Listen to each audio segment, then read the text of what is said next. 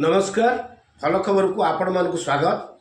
आज खबर को बजाय रखी मालकानगिरी जिले में गत 3 दिन धरी आडंबर पालित हो जाइछि ओडिया पर्व रज उत्सव। यह मंगलवार शेष हेबा परे आज सकाळु रज पर्व को विदाय दे मालकानगिरी जगन्नाथ मंदिर परिसर रे स्थापित महालक्ष्मी मंदिर रे पूजक संतोष नंद मां लक्ष्मी को महास्नान करी रीतिनीति अनुଯାयी पूजा करिसंती।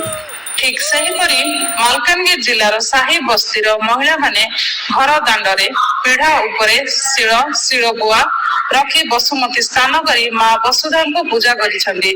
आउ केतक महिला शिल शिलपुआ निकटरे परिबा कटा पनिकी कोदाल शाबल दा कुराड़ी हल लंगल विभिन्न घरोई उपकरण चाष सामग्री रखी मां धरित्री को पूजा करिसंती।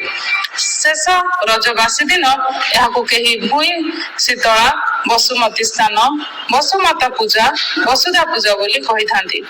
वर्ष तमाम धरित्री माता उपरे पृथ्वी बसवास करुवा कीट पतंग ठारू आरंभ करी पशु पक्षी विभिन्न प्राणी और मानव समाज चलप्रचल सहित केतक धरणी मां को कष्ट दे थांती। संतुष्ट करने प्रति वर्ष रज उत्सव 3 दिन धरी वसुधा को कहीं आघात दे न कि चाष कार्य होई न थाए हल किंबा माटी खोली न थांती। रज शेष हेबा परे विदाय दे वसुधा माता को संतुष्ट और शीतल करने भूई शीतला पर्व पाली थांती। साही बस्तीर झील सधवा महिला और बहु माने सकाळ उठी गाधई निज निज घर आगरे लिपा पोछा करी मुरुज पकाई सेथिरे पीढ़ा टीए रखी थांती। पीढ़ा उपरे शिलपुआ ता निकटरे शिल रखा जाई कलश बसा जाई थाए। शिलपुआ हलदी माखी गाधई देई फूल चंदन सिंदूर लगाई जाई थाए। निकटरे आंब डालुओ सिजु डाल अळा डाल दुब बरकोली पत्र रखा जाई भोग लगा होई थाए। महिला माने शंख बजाई गुलगुली पकाई शिलपुआ को बंदाई बसु माता को पूजा करी थांती। सहर बस्तीर महिला मानक परी एबे मालकानगिरी जिला गाँ गहली रे आदिवासी महिला झील बहु माने मध्य बसु माता को पूजा आरंभ करि दैछंती। सेमाने केवल रज उत्सव को विदाय दियंती नाही एही भूई शीतला पर्व रे जमी रे भल फसल अमल हेबा परिवार और गाँ मध्य रोग वैराग दूर हेबा गृहपालित पशु निकट निरोग कामना करी वर्षा को स्वागत जनाई विभिन्न ग्राम रे आदिवासी महिला माने पाली थांती एही नियारा वसुधा पूजा। ग्रामर समस्त धांगड़ा और धांगड़ी महिला पुरुष माने एकत्र होई बसु माता को संतुष्ट करिया पे नुआ कुला रे अरुआ चाउल दुब लिया खई सिंदूर हलदी गोबर नहीं जाई थांती।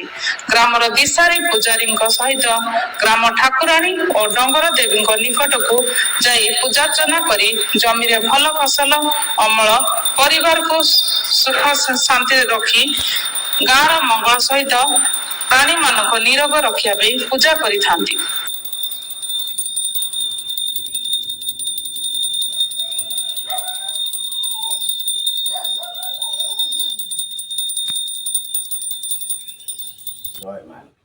अच्छा आज कौन महालक्ष्मी स्नान कौन करागला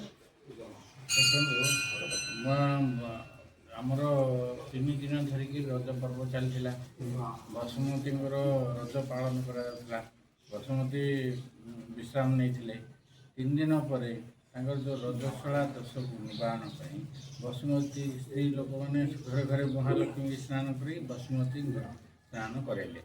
महालक्ष्मी मध्य मंदिर आमर पंचामृत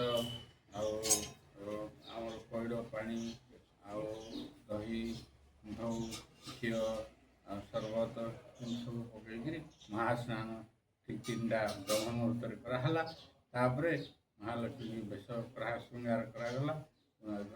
आज महालक्ष्मी भेष आज महालक्ष्मी राजराजेश्वरी भेष राजराजेश्वरी भेष कराई और ताले महालक्ष्मी रज 3 दिन भी विश्राम नहीं तालु आज महास्नान करागला माने ब्रह्म मुहूर्त 3टा ठीक 3टा रात्रि ब्रह्म मुहूर्त महालक्ष्मी स्नान करागला से रजस्वला दश देहटू गला महालक्ष्मी पवित्र होगी बसले।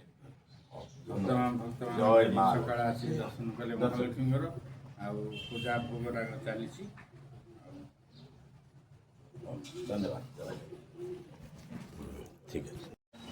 ଯେ ଆମର ରଜ ତ ସରିଗଲା, ଆଜି କ'ଣ ଏମିତି ସବୁ କରୁଛନ୍ତି କ'ଣ ଏଇଟା? ଆମର ହେଉଛି ଓଡ଼ିଶାର ହେଉଛି ପ୍ରସିଦ୍ଧ ରଜ ପର୍ବ ଓଡ଼ିଆମାନଙ୍କର 3 ଦିନ ଆମ ରଜ ପାଳନ କରାଯାଏ।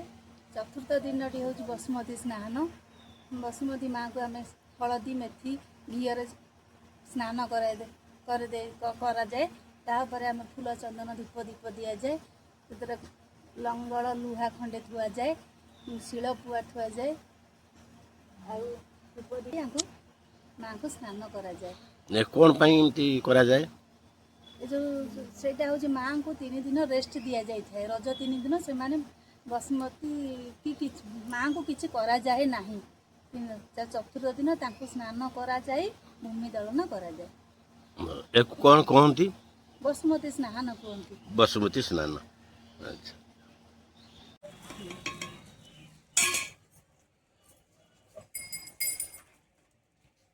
ହେଠୁ ବସି ଯାଆନ୍ତୁ।